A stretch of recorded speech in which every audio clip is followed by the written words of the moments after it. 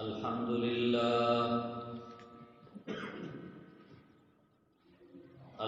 لله نحمده ونستعينه ونستغفره ونؤمن به ونتوكل عليه ونعوذ بالله من شرور أنفسنا ومن سيئات أعمالنا ونعوذ بالله من شرور أنفسنا ومن سيئات أعمالنا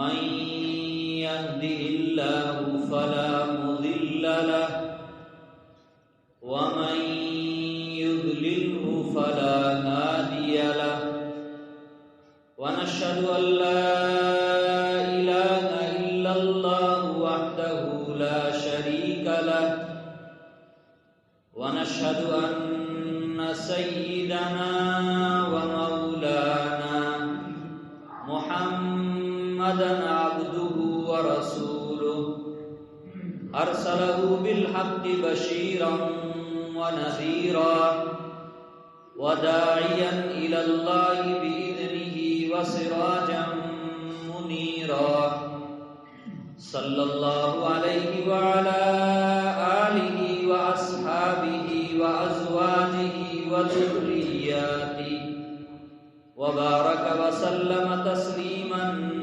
كثيرا كثيرا أما بعد فأعوذ بالله من الشيطان الرجيم بسم الله الرحمن الرحيم إن الله يأمر بالعدل والإحسان وإيتاء ذي القربى وينهى عن الفحشاء والمنكر والبغي يعظكم لعلكم تذكرون وقال تعالى إن المبذرين كانوا إخوان الشياطين وقال رسول الله صلى الله عليه وسلم لا يؤمن أحدكم حتى يكون هواه تبعا لما جئت به وقال رسول الله صلى الله عليه وسلم من رأى منكم منكرا فليغيره بيده فإن لم يستطع فبلسانه فإن لم يستطع فبقلبه وذلك أضعف الإيمان أو كما قال عليه الصلاة والسلام صدق الله مولانا العظيم وصدق رسوله النبي الكريم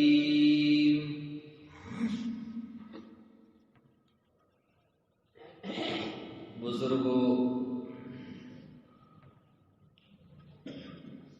دینی بھائیوں،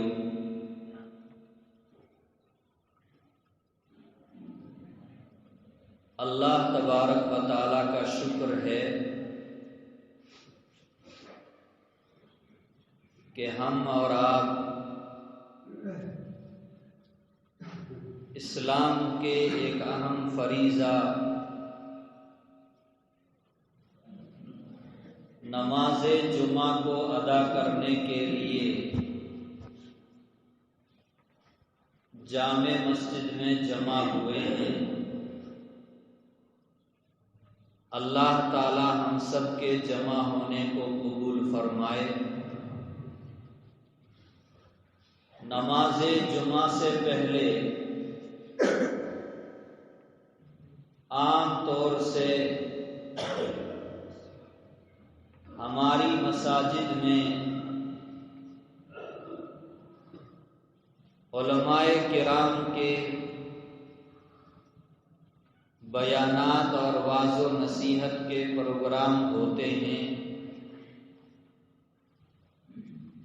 اور بہت بڑا مجمع ایسا ہوتا ہے جو جمعے کے علاوہ دوسرے دینی پروگراموں میں دینی جلسوں میں اجتماعات اور جماعتوں میں شریک ہونے کی توفیق نہیں ہوتی ہے، وہ صرف نماز جمعہ میں حاضر ہوتے ہیں، ان بیانات کی وجہ سے، ان باتوں کی وجہ سے اسلام کی بہت ساری باتیں،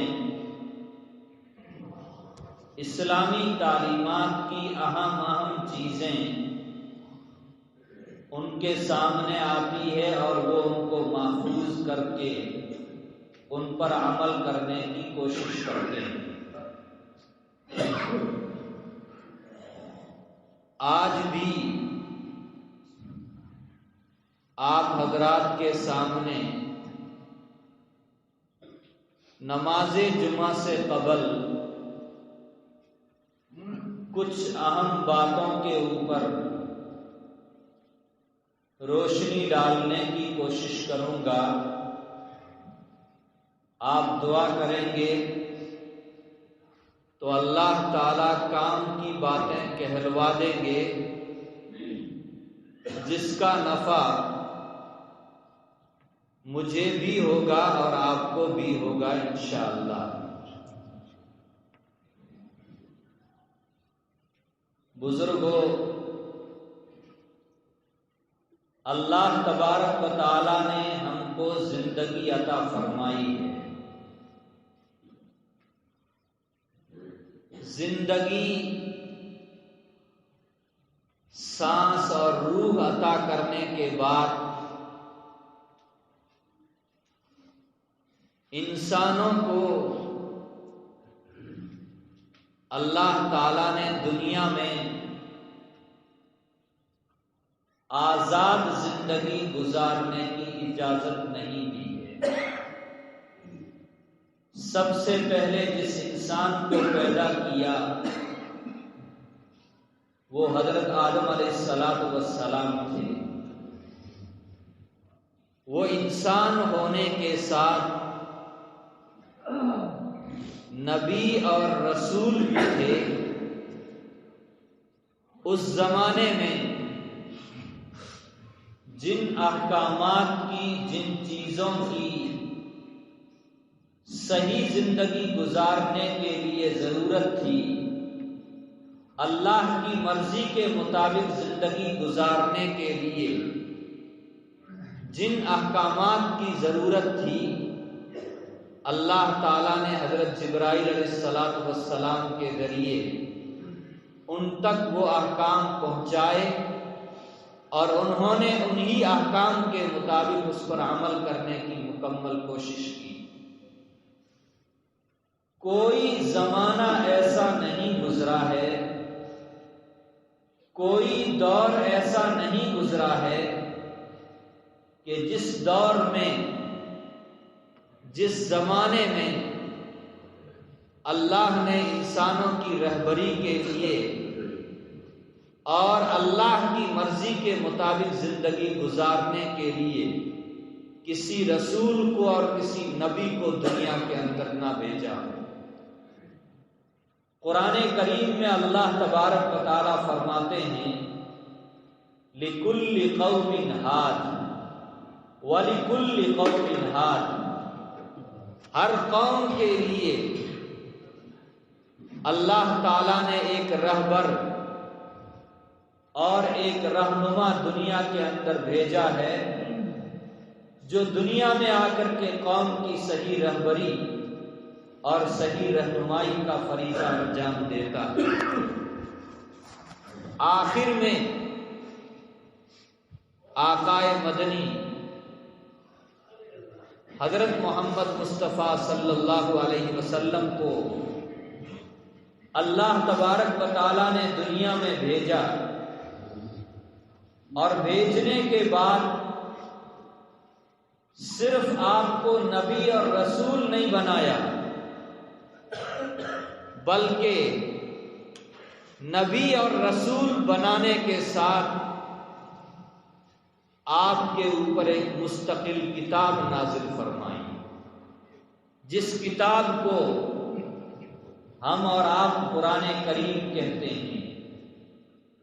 قرآن کریم اللہ کی ذات سے نکلا ہوا کلام ہے، اللہ کی ذات سے نکلی ہوئی باتیں ہیں۔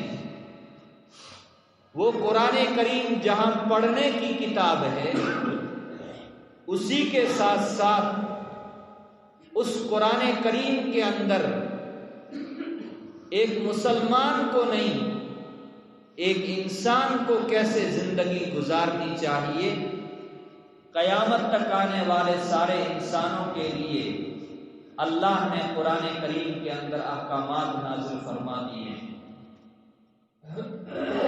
ان احکامات کو علماء نے، قرآن کی تفسیر اور تشریح کرنے والے لوگوں نے بڑے بڑے 5 شعبہ جات کے اندر تقسیم کر دیا ہے۔ سب سے پہلی چیز جس کو ہم اور آپ ہماری اصطلاح میں عقائد کہتے ہیں، عقیدہ کہتے ہیں۔ عقیدے کا تعلق دل سے ہوتا ہے۔ عقیدہ عقدہ سے بنا ہے، جس کے معنی آتے ہیں گرہ لگانے کے، گانٹھ لگانے کے۔ یعنی ایک چیز ہم نے مانی اور مان کر کے دل کے اندر ہم نے اس کے اوپر گرہ لگا دی کہ اس چیز کو اب ہم دل سے مکمل طریقے سے مانیں گے۔ جیسے ہمارا عقیدہ ہے الہکم الہ واحد، تمہارا الہ، تمہارا معبود ایک ہی ہے۔ اللہ کی ذات اکیلی ہے، اپنی ذات کے اعتبار سے بھی اور اپنی صفات کے اعتبار سے بھی۔ اللہ کی ذات رحمان ہے، رحم کرنے والی ہے، بندہ بھی رحم کرتا ہے، اللہ بھی رحم فرماتے ہیں۔ اللہ کے رحم کرنے کی صفت میں اور بندے کے رحم کرنے کی صفت میں رات اور دن کا فرق ہے۔ تو اللہ کی ذات اکیلی ہے، اپنی ذات میں بھی، اپنی صفات میں بھی۔ یہ ہم سب کا عقیدہ ہے اور ایمان یہیں سے شروع ہوتا ہے۔ ایک مومن کی، ایک مسلمان کی زندگی کا آغاز لا الہ الا اللہ محمد الرسول اللہ صلی اللہ علیہ وسلم سے ہوتا ہے۔ تو قرآن کی تعلیمات کے اندر سب سے اہم جو چیز ہے وہ عقائد ہے۔ دوسری چیز عبادات ہے، نماز ہے، روزہ ہے، زکوٰۃ ہے، حج ہے، پھر ان کی الگ الگ چھوٹی چھوٹی شاخیں ہیں۔ یہ ساری عبادات کہلاتی ہیں۔ تیسری چیز معاملات ہے، لین دین کا طریقہ ہے۔ بازار میں جائیں، گھر میں رہتے ہوئے خرید و فروخت کریں، قرآن کریم نے اس کا طریقہ بہت کھول کر کے بیان فرمایا۔ قرآن کریم کی ایک سب سے بڑی آیت ہے، اس پوری آیت کا تعلق معاملات سے ہے، قرض سے ہے، کہ ادھار اگر لین دین ہو تو اس کا کیا طریقہ ہے۔ چھوٹی سے چھوٹی چیز کو بھی اس کے اندر بیان کر دیا ہے۔ تیسری چیز معاشرت ہے، رہن سہن ہے۔ ہم گھر میں رہیں تو ہمارے رہنے کا کیا طریقہ ہے، ماں باپ کے ساتھ ہمارا کیا سلوک ہونا چاہیے، بیوی بچوں کے ساتھ ہم کو کیسے رہنا ہے۔ اللہ کو راضی کرنے کے لیے، اچھی زندگی گزارنے کے لیے کن اچھی صفات کو اپنے اندر پیدا کرنا ہے اور کن بری عادتوں کو، بری خصلتوں کو، بری صفات کو اپنے اندر سے نکالنا ہے۔ پانچویں چیز اخلاق و آداب ہے۔ عقیدے کا تعلق اللہ کی ذات سے ہے۔ اگر بندے کا عقیدہ صحیح ہے، لڑکتا، گرتا پڑتا، کسی طرح وہ ایک دن جنت میں پہنچ جائے۔ لیکن اگر عقیدہ صحیح نہیں ہے، اللہ کی ذات پر کامل یقین نہیں ہے، اللہ کو ایک ماننے میں ہم کو شک پیدا ہو رہا ہے، اللہ کی خالقیت میں، اس کے پیدا کرنے میں ہم کو شک ہو رہا ہے، اللہ کی صفت رزاقیت میں ہم کو شک ہو رہا ہے، ہم چاہے کتنی بڑی بڑی نمازیں پڑھ لیں، کتنی بڑی بڑی عبادتیں کر لیں، اگر عقیدہ صحیح نہیں ہے بندہ کبھی جنت کے اندر نہیں پہنچ سکتا ہے۔ اسی لیے حدیث میں آیا، ایمان ایک رائی کے دانے کے برابر بھی اگر کوئی مومن بچا کر کے لے آئے گا، کوئی مسلمان بچا کر کے لے آئے گا تو وہ جنت کے اندر داخل ہو جائے گا۔ قرآن واضح طور پر کہتا ہے، ان اللہ لا یغفر ان یشرک بہ ویغفر ما دون ذلک لمن یشاء۔ اللہ شرک کے گناہ کو کسی حال میں معاف نہیں فرماتے ہیں۔ شرک کہتے ہیں اللہ کی طرح کسی کو ماننا، کسی انسان کو اللہ کی طرح ماننا، اللہ کی طرح کسی دیوتا کو، کسی بت کو، کسی پیر کو، کسی فقیر کو، کسی عالم کو، کسی کو اللہ کی طرح مان لینا، اسی کو شرک کہا جاتا، اللہ کے ساتھ شریک ٹھہرانا کہا جاتا۔ اللہ اس گناہ کو ہرگز معاف نہیں فرمائیں گے۔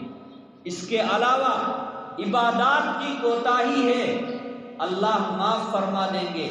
بندوں کے حقوق میں کوتاہی ہے، بندے معاف کریں گے تو ہی معاف ہوں گے، اللہ بندوں کے حقوق کو معاف نہیں فرما سکتے۔ اس لیے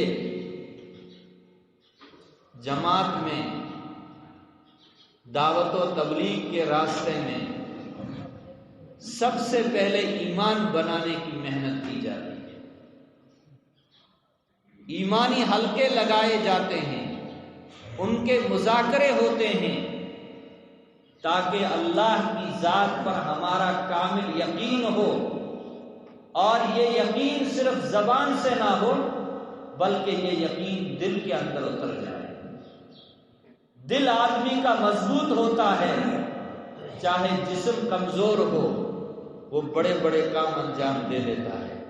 جسم بڑا ہے، بہت مضبوط ہے، دل بہت کمزور ہے، وہ آدمی بڑے کام انجام نہیں دے سکتا ہے۔ اس لیے یقین کو مضبوط کرنا پہلی چیز ہے۔ دوسری چیز عبادات کی پابندی۔ الحمدللہ کچھ نہ کچھ حد تک ہم ضرور کرنے کی کوشش کرتے ہیں، لیکن مجھے اپنے نوجوان ساتھیوں سے شکایت ہے کہ ہمارے نوجوان ساتھی نماز کے تعلق سے بہت غفلت کے شکار ہیں، روزے کے تعلق سے بھی بہت غفلت کے شکار ہیں، عبادات کے تعلق سے بھی ہم کو مضبوط ہونے کی کوشش کرنی چاہیے، اور وقت کے اوپر عبادات کو انجام دینے کی مکمل کوشش ہونی چاہیے۔ تیسری چیز معاملات اور لین دین۔ لین دین، خرید و فروخت، قرض لینا، قرض چکانا، ادھار لینا، اس کو وقت کے اوپر واپس ادا کرنا، بندوں کے آپسی حقوق کو صحیح رکھنے کے لیے، بندوں کے آپسی حقوق کو صحیح رکھنے کے لیے معاملات کا صاف ہونا بھی بہت ضروری ہے۔ آپ نے کسی سے قرض لیا اور 1 مہینے کے بعد چکانے کا، ادا کرنے کا وعدہ کیا، لیکن آپ کے دل میں قرض لیتے وقت میں کھوٹ تھا، نیت صاف نہیں تھی، مہینے کے بعد آپ دوسری سم بدل دیں گے، جس سے قرض لیا تھا اس سے آنکھیں اپنی چرا کر کے دور بھاگنے کی کوشش کریں گے۔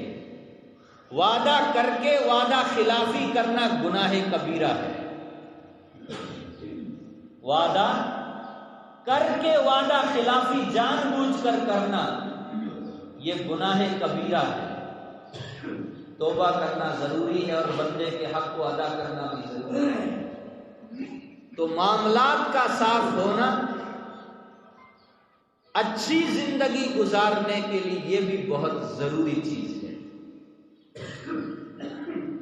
بنیے لوگ کیا کرتے ہیں، اب تو ان کے ساتھ ہماری لین دین کچھ کم ہو گئی، ورنہ عام طور سے ہمارے بوڑھے لوگ کھیتوں کی کٹائی پر اپنے سامان کا حساب چکتا کرتے تھے، تو جس وقت میں آپ لین دین اس سے لکھوانا شروع کرتے تھے وہ پہلے سے یہ طے کرتے تھے کہ چوماسے کے بعد 6 مہینے کے بعد اگر آپ نے حساب صاف کر دیا تو اس وقت تک تو ہم آپ سے بیاج کا، سود کا کوئی پیسہ نہیں لیں گے، لیکن اگر آپ نے وہاں تک اپنا حساب صاف نہیں کیا تو 6 مہینے کے بعد 1 روپے کی جگہ 100 روپے کے اوپر 2 روپے کا، اور 2 روپے نہیں، ہمارے بزرگوں نے 10-10 20-20 روپے کا سود اور بیاج چکایا۔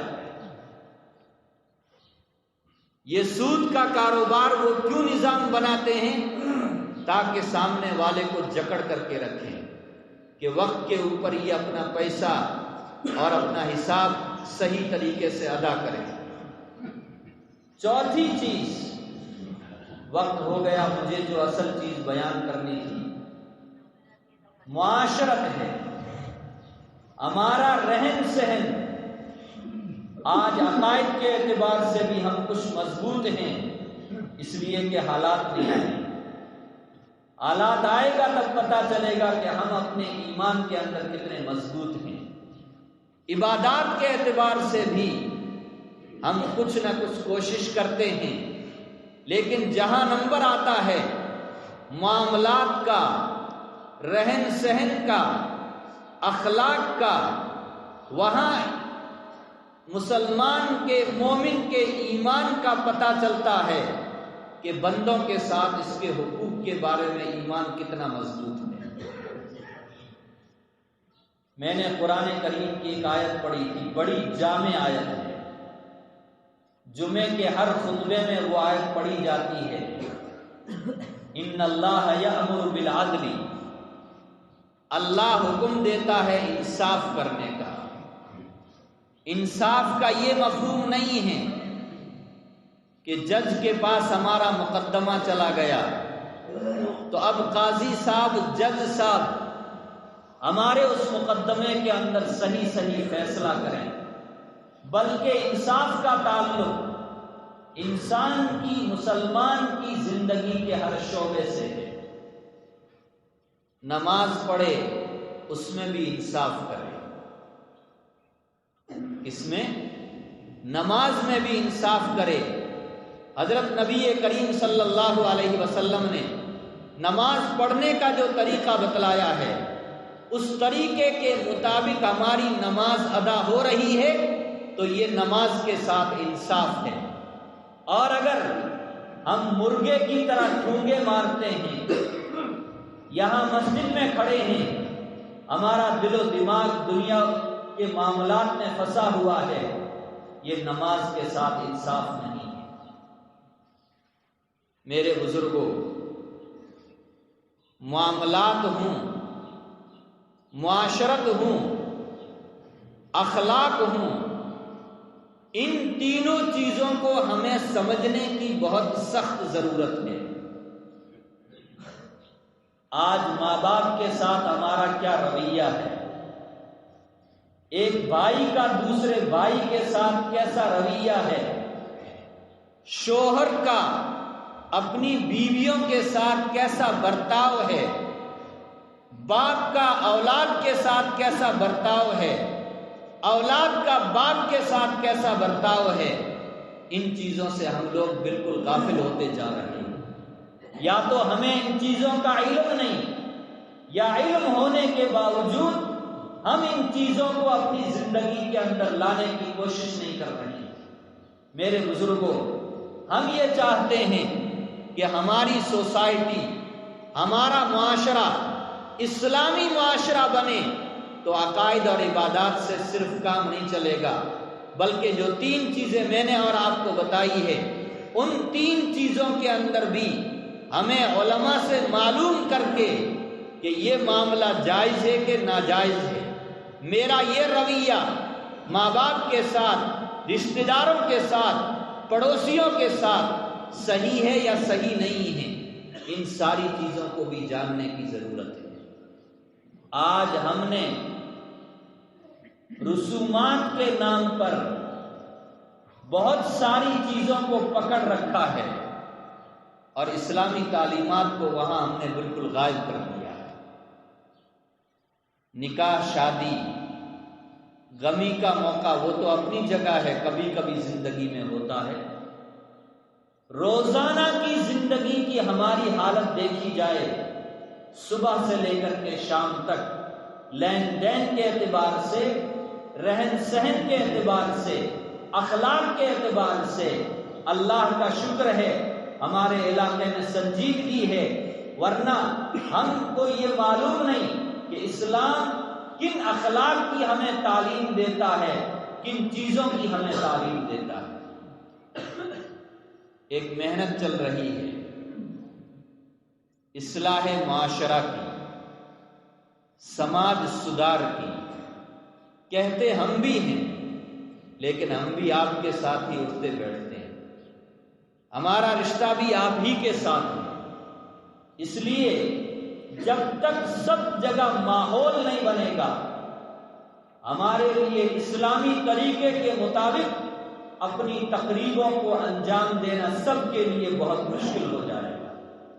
اس لیے پورا مجمع یہ نیت کرے، اتنا بڑا مجمع موجود ہے، پورا مجمع یہ نیت کرے کہ سب سے پہلے ہم اپنے بچوں کی صحیح دینی تعلیم اور صحیح اسکولی تعلیم کا انتظام کریں گے۔ بولو انشاءاللہ۔ یہاں ایک بات اور بعد میں کہوں، دوسری بات، ہم سب مل کر کے یہ وعدہ کریں کہ انشاءاللہ رمضان المبارک کا مہینہ ہو یا باقی 11 مہینے ہوں، ہم نماز کو کبھی نہیں چھوڑیں گے، انشاءاللہ نہیں چھوڑیں گے۔ تیسری چیز، خوشی کا موقع ہو، غمی کا موقع ہو، ہمارے آباء و اجداد سے اسلام کے خلاف جو رسومات چلی آ رہی ہیں، ہم ان رسومات کو انشاءاللہ چھوڑنے کی کوشش کریں۔ ہم آپ سے یہ نہیں کہتے کہ آج کی آج ساری چیزیں ہم چھوڑ دیں گے، ماحول بنانے میں وقت لگتا ہے، لیکن سب ٹھان لیں گے، سب طے کر لیں گے تو انشاءاللہ بہت جلد ماحول بدل جائے گا۔ بولو کوشش کریں گے۔ ہم نے اپنے علاقے میں اور ادھر کرنو کے اندر بھی اس طرح کی کچھ محنتیں ہوئی، علماء نے، جماعت کے ساتھیوں نے، سماج کے ذمہ دار لوگوں نے بیٹھ کر کے کچھ چیزیں طے کی، تو 100% تو نہیں لیکن 70% الحمدللہ ان کے اوپر عمل ہو رہا ہے۔ آپ بھی مل کر کے، گھنٹیالی کا چاقو کا اتنا بڑا گواڑ ہے، ہم سب مل کر کے کوشش کریں گے تو انشاءاللہ یہ تقریریں نہیں رہے گی، بلکہ یہ ساری چیزیں ہماری عملی زندگی میں بھی آئیں گی۔ بولو کوشش کریں گے، انشاءاللہ کوشش کریں گے۔ شادی کے موقع پر، منگنی کے موقع پر، غمی کے موقع پر وقت نہیں ہے، کبھی انشاءاللہ پھر اس طرح کا پروگرام بنائیں گے اور بنا کر کے بتائیں گے کہ شادی کے موقع پر شریعت نے ہم کو کن چیزوں کی اجازت دی ہے، کن چیزوں سے منع کیا ہے۔ منگنی کے موقع پر اسلام نے کن چیزوں کی گنجائش رکھی ہے، کن چیزوں سے منع کیا ہے۔ غمی کے موقع پر ہم 24 پہر کے نام پر، جمعرات کے نام پر، 40 دن کے موقع پر جو رسومات کرتے ہیں، ان کا قرآن اور حدیث میں کوئی ثبوت ہے یا ثبوت نہیں، اور ہم جو چیزیں کرتے آ رہے ہیں ان چیزوں کو کرنے کی کہاں تک ہمارے لیے گنجائش ہے، یہ چیزیں بھی انشاءاللہ آپ کے سامنے آئے گی۔ لیکن ایک وعدہ آپ ضرور کریں کہ ہماری ان تقریبات میں، روزمرہ کی زندگی میں جو چیزیں حرام اور مکروہ تحریمی ہیں، کیا ہے؟ جو چیزیں حرام اور مکروہ تحریمی یعنی حرام کے بالکل قریب ہیں، ان چیزوں کو انشاءاللہ آج ہی سے علماء سے پوچھ کر کے ہم ان کو چھوڑنے کی ضرور کوشش کریں گے۔ بولو کریں گے؟ ایک اور چیز میں اپنے نوجوان ساتھیوں سے بہت ہی ادب کے ساتھ عرض کروں گا کہ ہم اپنی زندگی کے اندر اگر مسلمان بن کر کے رہنا چاہتے ہیں اور اپنا اثر اور اپنا رعب غیروں کے اوپر بھی قائم کرنا چاہتے ہیں، اور جس چیز کے ذریعے اللہ کی ہمارے ساتھ مدد آئے گی، ہمارے لیے ضروری ہے کہ ہم اپنے عقائد کے ساتھ اپنے ظاہری حلیے کو بھی مسلمان بنانے کی کوشش کریں۔ ہم نے آج تک کسی سے پوچھا نہیں کہ میں جو یہ لباس پہن رہا ہوں، میرے چہرے کی جو یہ وضع پتہ ہے، میرے بالوں کی جو یہ فیشن ہے، میں نے جو لباس پہن رکھا ہے، یہ لباس اللہ اور اللہ کے رسول صلی اللہ علیہ وسلم کو پسند ہے یا پسند نہیں ہے۔ ہم یہ نہیں کہتے کہ ہم نے جو لباس پہن رکھا ہے آپ اسی طرح کا لباس پہنو، ہم آپ سے یہ درخواست کرتے ہیں کہ آپ وہ لباس پہنو جو ہر زمانے میں نیک لوگوں کا لباس ہے۔ آپ وہ طریقہ اپنے ظاہری وضاحت میں اختیار کرو جو اللہ کے نیک بندوں کا ہے۔ اگر اس کو اختیار کریں گے، من تشبہ بقوم فہو منہم، حضرت نبی کریم صلی اللہ علیہ وسلم فرماتے ہیں دنیا میں جو آدمی جس کے جیسا بننے کی کوشش کرے گا، جس کی مشابہت اختیار کرے گا، اللہ کل قیامت کے دن اس کو انہی لوگوں کے ساتھ میں اٹھائیں۔ اگر ہماری وضاحت، ہمارا ظاہری حلیہ، ہمارا لباس غیر مسلموں جیسا ہے، یہودیوں جیسا ہے، نصرانیوں جیسا ہے، تو بزرگوں اور دوستوں کل قیامت کے دن ہمارا کس کے ساتھ حشر ہوگا، ہم اور آپ اس چیز کو سوچ سکتے ہیں۔ آخری بات، ہم اپنے بچوں کی دینی تعلیم کا، دینی تربیت کا اور دنیا میں عزت کی زندگی گزارنے کے لیے اسکولی تعلیم کا، اعلیٰ ڈگری دلانے کے لیے اسکولی تعلیم کا انتظام کریں۔ اس کے لیے مال چاہیے۔ کیا چاہیے؟ مال چاہیے۔ بزرگوں نے، علماء نے 1-2 روپے کے چندہ کر کر کے آج سے 100 سال پہلے محنتیں شروع کی، آج بڑے بڑے ادارے بن گئے، بڑی بڑی مسجدیں بن گئی، گھر گھر مکاتب کا نظام چل رہا ہے۔ غربت کی حالت میں، افلاس کی حالت میں کسی نے کہا مولویوں کا کام چندہ مانگنا ہے، پھر بھی سر نیچے کر کے 2 روپے لے لیے۔ کسی نے کہا یہ اپنے گھر کے لیے لے جا رہے ہیں، پھر بھی اس کو بھی انہوں نے برداشت کر لیا اور لے کر کے یہ مکاتب مدارس کا نظام چلا۔ اللہ کا شکر ہے ہمارے علاقوں میں دینی تعلیم کا بہترین اور کامل انتظام ہو گیا ہے۔ اب اسکولی تعلیم کا انتظام ہونا ضروری ہے۔ آپ کہیں گے الحمدللہ سرکاری اسکولیں قائم ہیں اور بعض جگہ تعلیم بھی بہت اچھی ہوتی ہے، یقیناً اس میں کوئی شک نہیں ہے، لیکن میں یہاں 2 باتیں کہہ کر کے اپنی بات ختم کرتا ہوں۔ سرکاری اسکولوں کا جو نظام پچھلے 7-8 سال سے جس طرح کا بنایا جا رہا ہے، ہم میں سے کسی سے پوشیدہ نہیں ہے۔ جو لوگ اسکولوں میں جاتے ہیں، وہاں کے نظام کو دیکھتے ہیں، وہاں ابھی تو جبری اور لازمی نہیں ہے، لیکن جو شرکیہ افعال کروائے جا رہے ہیں، 2024 کا الیکشن اگر مودی کے حق میں چلا گیا تو اللہ ہماری مدد فرمائے، ایسے حالات بنیں گے مسلمانوں کو اسکولوں کے اندر مسلمان بچوں کو سوریہ نمسکار کرنا، وندے ماترم پڑھنا اور اس طرح کی دوسری چیزوں کو مکمل طریقے سے لازم کر دیا جائے گا۔ اگر ہمارے بچوں کے لیے یہ چیزیں لازم کر دی جاتی ہے، خدا کی قسم ایسی تعلیم کے اوپر ہم 1000 بار لعنت بھیجتے ہیں۔ کوئی فائدہ نہیں ایسی تعلیم کا۔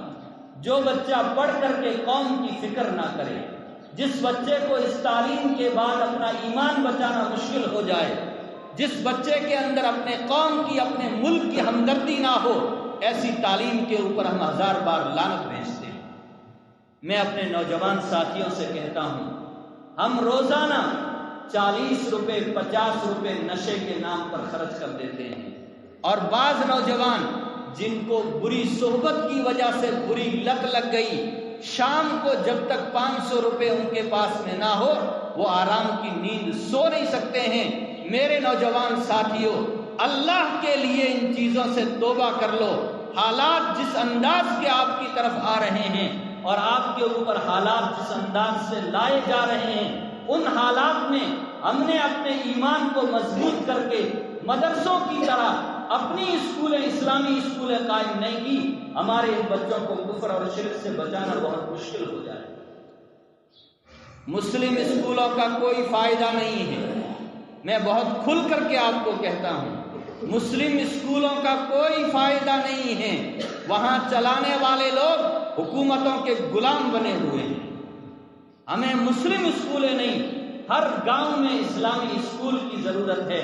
اگر نوجوان مہینے میں نشے کے نام پر جتنا پیسہ خرچ ہوتا ہے، اگر وہ پیسہ بچا لے اور یہ نیت کر لے ہمیں اپنے ہر بچے کو دینی تعلیم کے ساتھ اسکولی تعلیم دلوانی ہے، اور اپنے ہر گاؤں کے اندر علماء کی سرپرستی میں، جماعت کے ساتھیوں کی رہبری میں، ذمہ دار لوگوں کے مشورے سے ہر گاؤں کے اندر ہمیں اسلامی اسکول قائم کرنا ہے۔ انشاءاللہ ہمارے بچوں کی اعلیٰ تعلیم کا بھی انتظام ہوگا اور ان کے ایمان اور ان کے اعمال کی بھی حفاظت ہوگی۔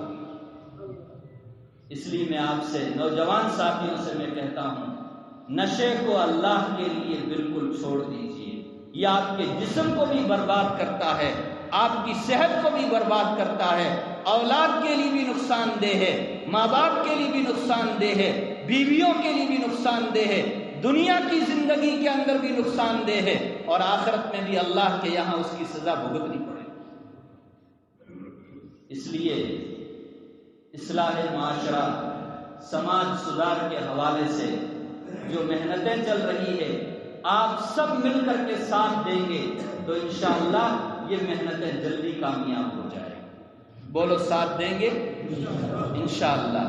جمعے کے بعد میں علماء کرام، جماعت کے ساتھی اور یہاں گوار کے جو ذمہ دار ساتھی ہیں وہ تھوڑی دیر رکیں، انشاءاللہ ان سے مذاکرہ ہوگا، مشورہ ہوگا، کچھ باتیں ہوگی، اور اس کے بعد 4 بجے کے بعد آپ سب لوگوں کو پھر یہاں مسجد میں تشریف لانا ہے۔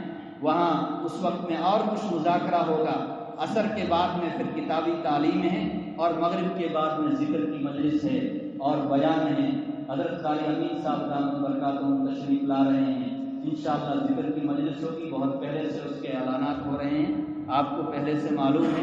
انشاءاللہ سارے ساتھی جم کر کے بیٹھیں گے تو انشاءاللہ بہت فائدہ ہوگا، اور آپ کے لیے یہ مجلس اور یہ اجلاس بڑا غنیمت ہے، اس لیے کہ اب 10-12 دن کے بعد رمضان المبارک کا مہینہ شروع ہونے والا ہے۔